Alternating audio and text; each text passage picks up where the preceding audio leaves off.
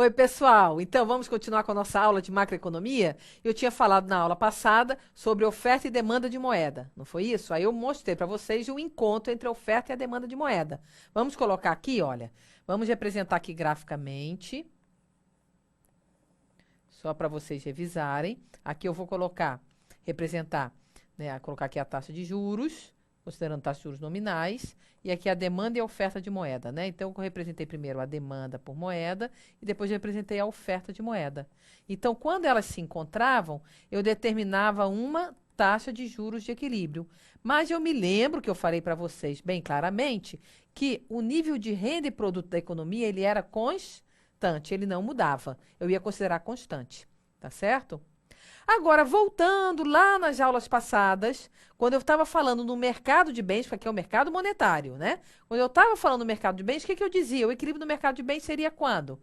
Quando Y era igual a C mais J mais G. Vamos colocar uma economia fechada, tá? Que não tenha nem exportação nem importação. Então, seria quando o produto era igual a consumo mais investimento mais gasto, né? Ou então, quando o investimento era igual a poupança. Não é uma dessas duas coisas? Mas lembra que quando eu colocava esse investimento aqui, eu falava que a taxa de juros, ela era dada, ela era constante, que ela não mudava? Estão lembrados disso? Então veja bem, eu montei dois mercados, dois modelos. Um mercado que era o mercado monetário, em que eu considerava o produto constante. E depois, antes eu falei do mercado de bens, que eu considerava a taxa de juros constante.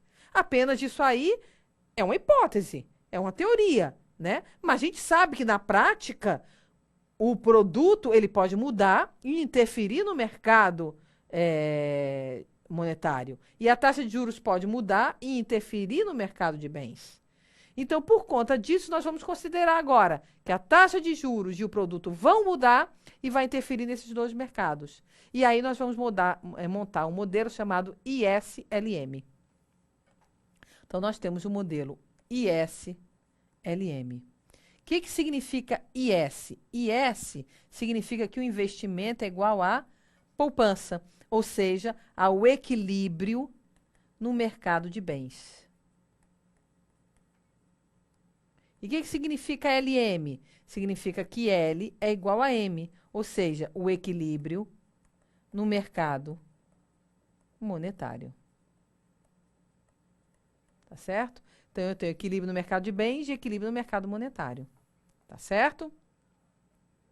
Então, vamos ver o seguinte. Quando... Vamos primeiro falar aqui sobre a IS. Eu vou colocar agora aqui o produto e vou colocar aqui uma taxa de juros. O que acontece? Quando eu montei, eu expliquei para vocês o equilíbrio no mercado de bens, eu considerava uma taxa de juros dada, né? Então, vamos pegar aqui uma taxa de juros dada. Vamos supor que o mercado dissesse que a taxa de juros é essa e que não vai mudar. Então, dada essa taxa de juros, qual seria o produto de equilíbrio? Coloca aqui na lousa. Coloca aqui. Qual seria, dada essa taxa de juros, qual seria o produto de equilíbrio? Ah, e eu achava um produto de equilíbrio. Então, ó, a taxa de juros é 2% e não vai mudar, né? Se não vai mudar, o investimento é tanto e pronto, né? Então, eu teria esse produto aqui de equilíbrio. Então, eu teria, dada essa taxa de juros, vamos colocar aqui 1, tá? Eu vou ter esse nível de produto. Se você quiser representar aqui por Rzinho, você pode também, tá? Tanto faz. Por quê? Porque é um modelo que não pressupõe inflação. Como não pressupõe inflação, tanto faz você falar, ó, Izinho não é Rzinho mais Pizinho. Esse Pi aqui é o quê? É inflação. Se não tem inflação, tanto faz você colocar aqui nesse eixo Izinho ou R, tá bom? Tanto faz. Então, vamos ver. Agora, nós vamos supor que eu estava supondo que a taxa de juros era dada. Mas, se a taxa de juros for maior do que essa, ou seja, aumentar, isso vai repercutir em quê? Vai repercutir no investimento, porque eu considero o investimento aqui como função da taxa de juros e a poupança como função da renda. Então, se a taxa de juros subir, o investimento vai se retrair. E como eu sei que produto é igual a consumo, mais investimento, mais gasto, se o investimento se retrai, o que acontece com o produto? Se retrai. Então, quer dizer, a uma taxa de juros maior, eu vou ter o quê? Um nível de produto na economia menor. Então, a uma taxa de juros maior, eu vou ter um nível de produto na economia menor. Agora, vamos supor que a taxa de juros, ela caia. Ela estava aqui, agora ela vem para cá. Taxa de juros I3. Certo? Se a taxa de juros cair, o que vai acontecer com o investimento? Vai aumentar, né? As empresas agora vão ficar estimuladas já a ampliar suas fábricas, etc. Né? Então, o que vai acontecer com o produto? Ó, se o I aumentar, o Y aumenta, não é isso? Então, se a taxa de juros cair, o produto aumenta. Então, eu vou botar aqui. Então, o que acontece? Se eu ligar esses pontos, o que eu vou ter? Eu vou ter esses pontos aqui que mostram o equilíbrio no mercado de bens. Esses pontos mostram o equilíbrio no mercado de bens. Qual é a diferença de estar em um ou em outro? Significa que, se a taxa de juros estiver mais alta, o produto vai ficar menor. Se a taxa de juros estiver mais baixa, o produto vai ficar maior. Mas não significa que não esteja em equilíbrio. Então, todos esses pontos representam equilíbrio no mercado de bens. Então, o que significa essa função IS? Essa função IS mostra as inúmeras combinações entre taxa de juros e produto, então as inúmeras combinações que fazem com que o mercado de bens fique em equilíbrio, certo? Então, qualquer ponto que esteja nela, eu representei esses três, mas pode ser qualquer ponto que esteja sobre esta curva, significa que o mercado de bens está em equilíbrio. Equilíbrio no mercado de bens. Tudo bem? Qualquer ponto. A diferença vai estar apenas na combinação entre taxa de juros e nível de renda e produto da economia. Tá certo? Agora, outra coisa. Vamos representar aqui o mercado monetário. Tenho taxa de juros e tenho renda. Não é isso? Então, eu disse para vocês que no mercado monetário, a demanda vai ser igual à oferta de moeda. Né? Mas eu considerava um nível de renda e produto dado. Não é isso? Então, dado esse nível de renda e produto, a taxa de juros que vai equilibrar o mercado monetário vai ser essa. Então, dado isso daqui, essa taxa de juros de equilíbrio vai ser essa aqui.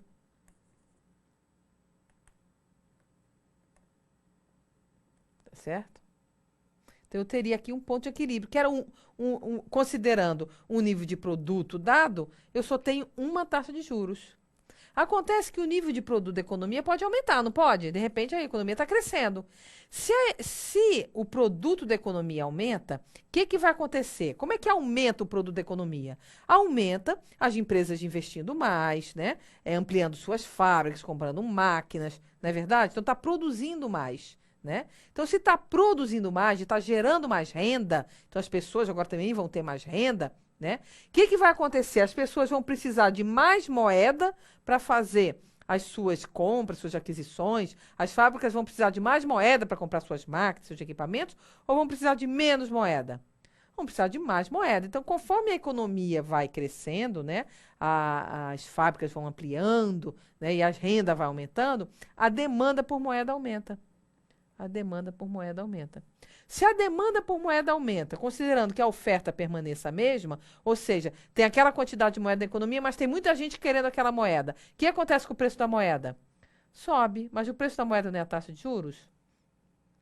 Então, quer dizer que um aumento do produto da economia provoca o quê? Um aumento da taxa de juros.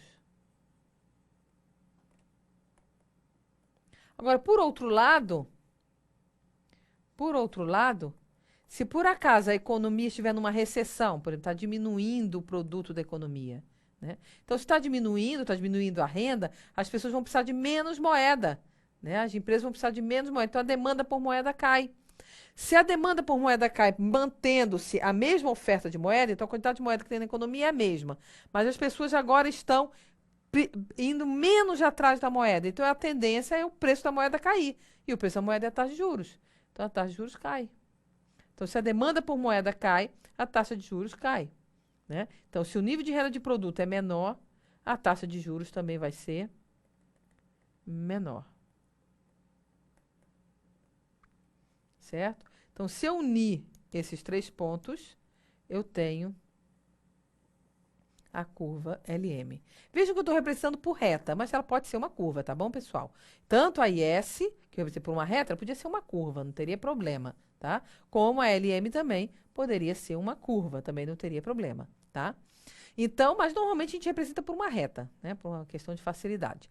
Então, a LM é uma função crescente, mostrando que quanto maior o nível de produto, maior será a taxa de juros. Mas o que representa esse ponto, esse ponto, esse ponto? Eles representam um equilíbrio no mercado monetário. A diferença é porque, por um nível de produto menor, a taxa de juros vai ser menor. Por um nível de produto maior, a taxa de juros vai ser maior. Certo? Então, a LM representa as inúmeras combinações entre nível de produto e taxa de juros que fazem com que o mercado monetário fique em equilíbrio. Então, qualquer ponto sobre ela, qualquer ponto representa equilíbrio no mercado monetário.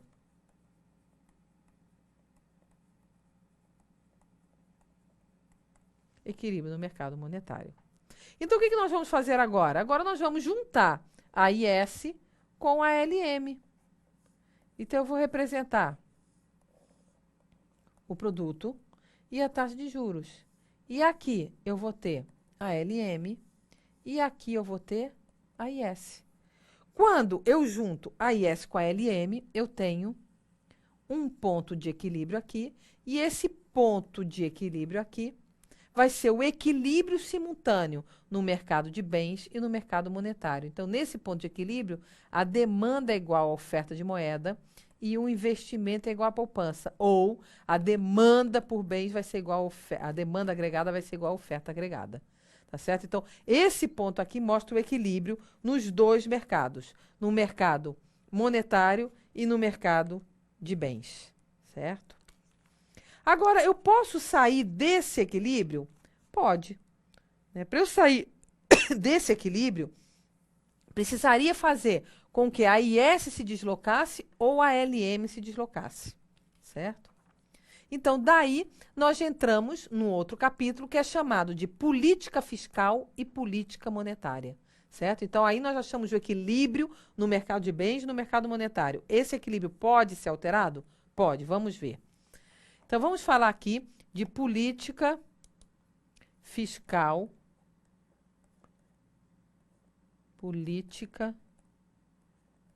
Vamos falar primeiro de política fiscal. O que é política fiscal? Política fiscal é o controle do governo sobre seus gastos e sobre a tributação. Se você quiser, você pode falar também sobre as transferências, não tem problema. Tá? Então, o controle do governo sobre gastos, tributação e transferência. Ele vai exercer esse controle para quê? Para conter a demanda ou para estimular a demanda. Nós sabemos que o produto, vou colocar a economia fechada de novo, tá? É consumo mais investimento mais gasto. Isso aqui é a demanda, né? Isso aqui é a demanda. Isso aqui é a oferta, né? O produto é o que está sendo ofertado. Vamos supor que o que está sendo ofertado, né, é menos do que está sendo demandado. Então, o que ele tem que fazer? Ele tem que conter essa demanda. Ele tem que desestimular essa demanda. Para quê? Para que haja menor pressão sobre o produto. Certo? Então, se o intuito for desaquecer a economia, ou seja, reduzir essa pressão sobre o produto, né, e sobre a demanda agregada, eu digo que ele vai adotar uma política fiscal restritiva ou contracionista. Agora, se o objetivo for estimular essa demanda, vamos supor que as fábricas estão trabalhando de maneira ociosa, elas têm capacidade de produzir mais e não estão produzindo porque não tem demanda. Então, o governo vai ter que estimular essa demanda. Então, o objetivo dele é alterar o produto, a demanda agregada. Então, isso aí que seria uma política fiscal expansionista.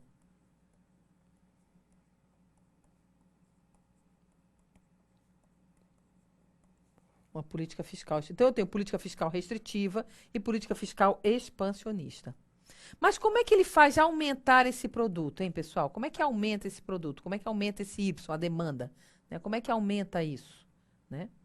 Para aumentar isso, ele teria, através dos gastos de tributação ou transferência, ele deveria, ó, aumentar os gastos, não é isso? Se ele aumenta aqui os gastos, ele aumenta o Y. Agora, esses tributos, eles incidem sobre o consumo, não é isso?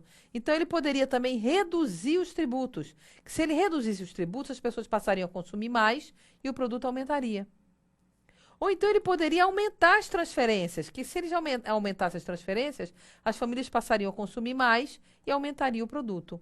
Então, a política fiscal restritiva é aquela baseada no aumento dos gastos, ou redução dos tributos, ou aumento das transferências, ou a combinação delas. Certo? Ah, peraí, eu estou falando da restritiva, né? Peraí. Não vamos confundir. Luísa, não confunda a minha cabeça. Certo? Ele está querendo aumentar o produto, certo? Está querendo aumentar o... Ah, mas eu coloquei restritivo. Então, Peraí, Luísa, explica direito. Vamos apagar aqui, ó.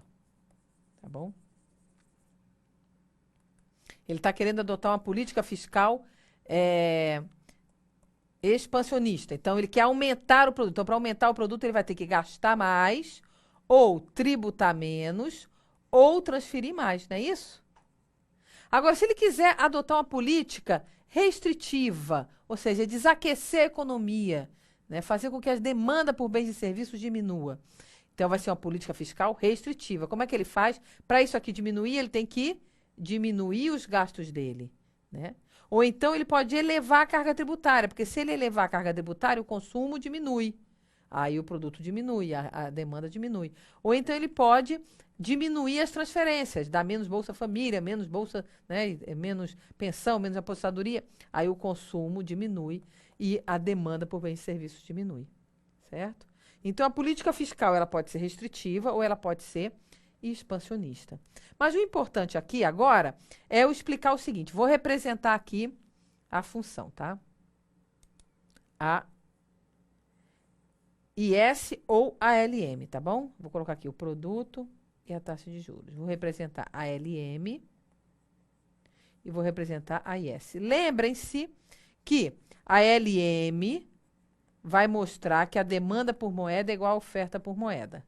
E a IS vai mostrar que o investimento é igual à poupança, ou que o produto é igual a consumo mais investimento mais gasto, não é isso?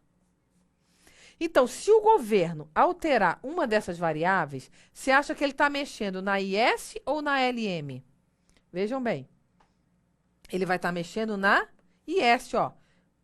O gasto do governo, se ele mexer na tributação e transferência, ele mexe no consumo. Então, ele vai mexer na IS. Então, a IS vai sair do lugar.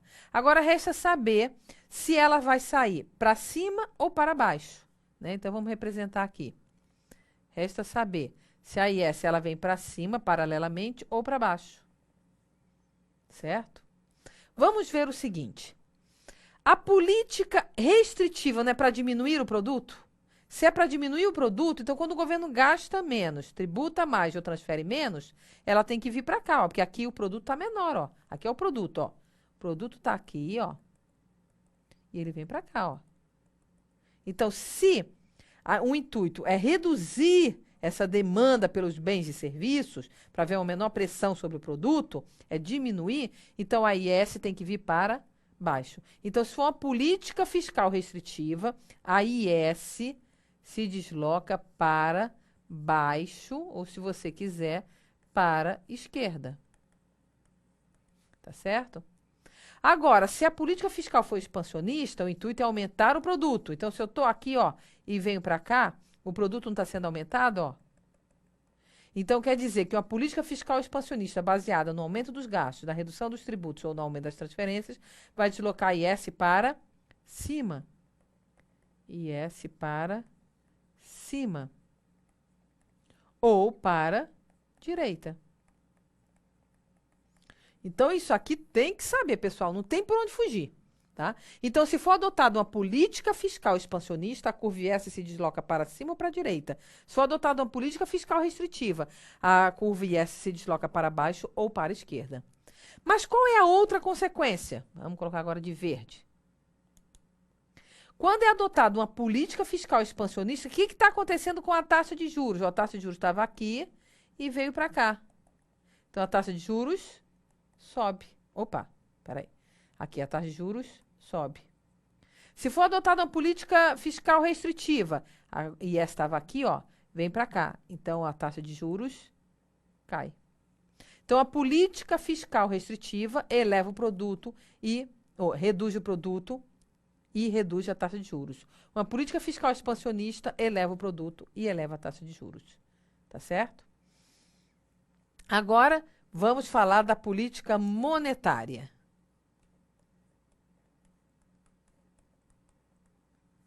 Política monetária. O que é a política monetária?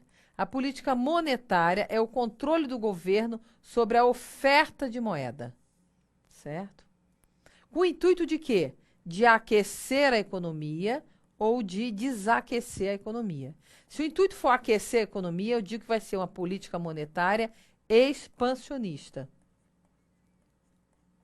Se o intuito for desaquecer a economia, vai ser uma política monetária restritiva ou contracionista.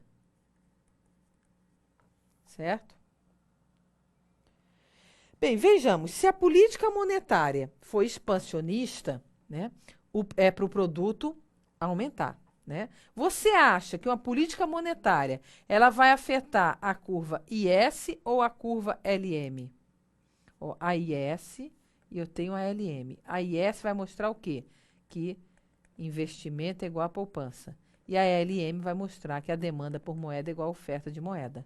Bem, se eu estou falando que a política monetária é o controle do governo sobre a oferta de moeda, então ela vai mexer na LM. Certo?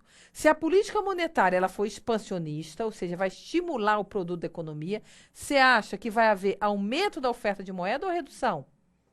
Imagina, se você quer que a economia cresça, você vai colocar mais moeda na economia, vai colocar os bancos para emprestarem mais dinheiro, crédito mais fácil, ou não? Sim, né? Então vai haver um aumento da oferta de moeda.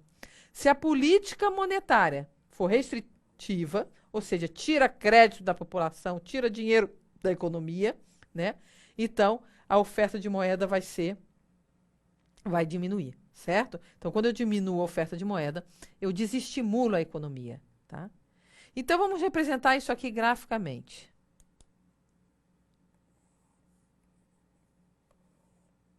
Então, eu tenho aqui o produto e a taxa de juros. Aí, eu estou representando aqui a LM e a IS.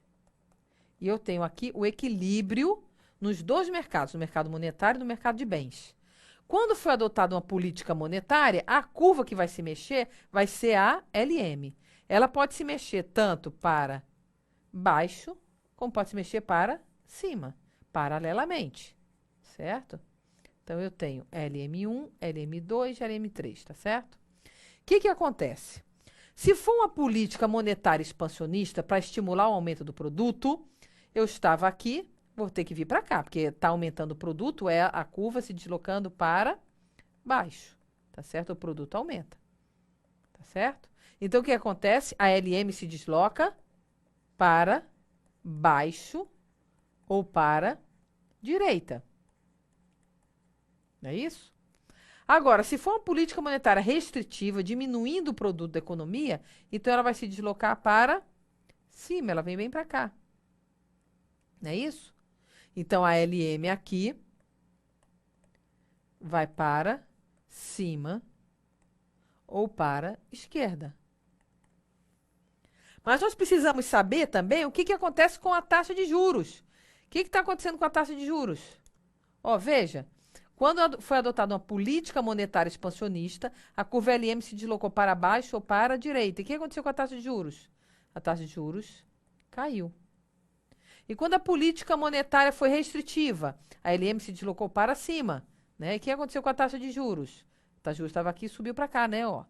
Então, a taxa de juros sobe, certo? Então, a política monetária expansionista provoca aumento do produto, né? E redução da taxa de juros. Uma política monetária restritiva provoca redução do produto e aumento da taxa de juros. Tá certo? Então, isso aí tem que saber que isso aí cai demais. Agora, se ele falar assim, vamos adotar uma política monetária expansionista e uma política fiscal restritiva. Como é que vai se comportar aqui? Vão se comportar as curvas? Eu tenho aqui o produto e a taxa de juros. Tenho a LM e tenho a IS, tá bom? Então, se for adotada a política monetária expansionista, qual é a curva que se mexe? Política monetária vai ser a LM. Política monetária é a LM que se mexe. Como é expansionista, o intuito é aumentar o produto, não é isso? Então, ela vem para baixo ou para direita, não é isso? Agora, a política fiscal. Política fiscal vai mexer com qual curva? Com a IS. Não é isso? Se é restritiva, o intuito é reduzir o produto. Então, se vai reduzir o produto, ela deve vir para baixo. Certo? Então, veja, eu comecei aqui no 1, né? E depois terminei no cruzamento da IS2 com a LM2, eu terminei aqui. Aí eu pergunto para vocês, o que vai acontecer com a taxa de juros e com o nível de renda e produto da economia? Bem, se vocês forem ver, a taxa de juros está caindo. E com o nível de renda e produto da economia? Se você, Luiz, aqui está aparecendo aqui que nem está mudando muito, né, o produto da economia. Com relação ao produto da economia, eu não posso afirmar nada. Por quê?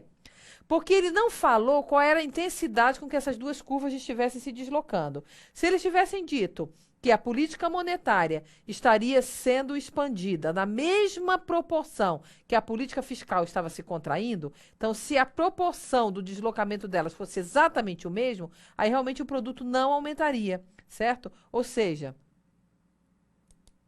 se essa distância aqui, ó, for exatamente igual a essa distância aqui, se elas forem iguais, né? Então, significa... Aliás, ela está vindo para cá, né? Então, se elas forem iguais, se essas duas distâncias forem iguais, significa que o produto não aumenta. Mas como ele não falou nada, eu não posso afirmar com relação ao produto. Mas posso afirmar com certeza que a taxa de juros cai. Vamos dar outro exemplo. Vamos supor uma política monetária expansionista e uma política fiscal expansionista. Os dois são expansionistas. O que vai acontecer? Ó, tem aqui o produto e a taxa de juros. Eu tenho a LM e a IS. Bem, uma política monetária, ela mexe com a curva LM. Como ela é expansionista, então aumenta o produto, então ela vem para baixo ou para a direita. E uma política fiscal expansionista, uma política fiscal mexe com a IS. Como é expansionista, é no intuito de aumentar o produto, então ela também se desloca para cima ou para direita. Então, o que acontece? Antes eu estava, olha, nesse equilíbrio aqui, ó. Antes eu estava aqui, não era? E terminei aqui, ó. O que está acontecendo nessa economia? Bem, eu estou vendo que, com certeza, o produto da economia vai aumentar. São duas políticas expansionistas, o produto vai aumentar. Agora, com relação à taxa de juros. Luiz, aí não sei, está parecendo que está aumentando um pouquinho, né? Parece. Mas com relação à taxa de juros, eu não posso dizer nada. Por quê? Porque eu não sei como essas curvas estão se deslocando, né? Aqui, aparentemente, parece até que elas estão se deslocando a mesma coisa, né? Parece, né? Então, se elas estivessem se deslocando a mesma coisa, a taxa de juros não mudaria. Mas ele não afirmou isso na pergunta. Ele falou apenas que era uma política monetária expansionista e uma política fiscal expansionista. Agora, se ele tivesse dito que a política monetária e a política fiscal seriam expansionistas e na mesma intensidade, aí eu poderia dizer que a taxa de juros não muda. Certo? Mas como ele não falou, então é incógnita com relação à taxa de juros, tá bom? Então, não caiam nessa. A FGV adora fazer essas perguntinhas assim. Então, não caiam nessa, tá bom? Então, vejam bem que só o que eu posso afirmar aqui é que o produto se altera. A taxa de juros, não. Tá bom? Então, a gente vai dar uma paradinha agora aqui e na próxima aula nós vamos continuar falando de política monetária e política fiscal, mas considerando agora casos extremos da curva LM. Tá bom? Até lá, pessoal!